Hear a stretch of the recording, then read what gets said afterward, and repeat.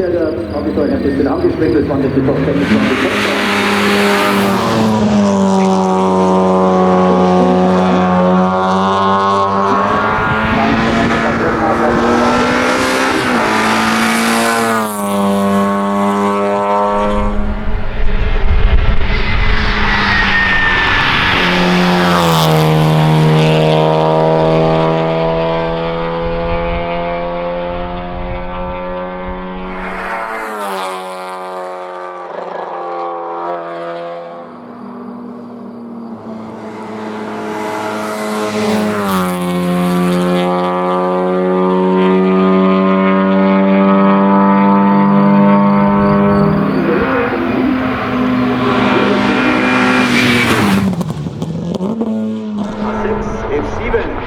So, dann schauen wir mal auf den Stand nach dem ersten Trainingslauf in der Q6. Stefan Wittmeier hat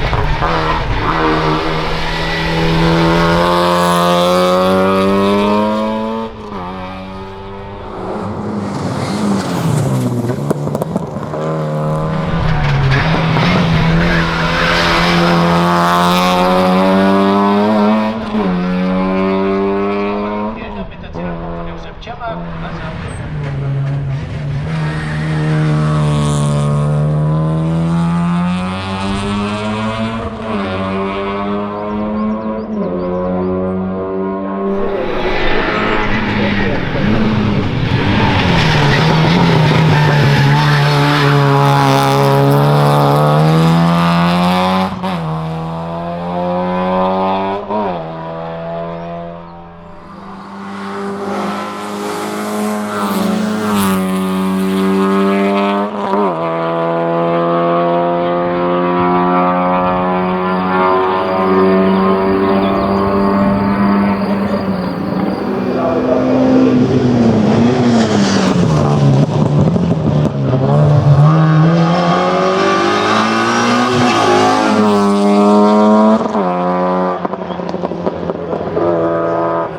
Legende vom Auto her, vom Fahrwerk her.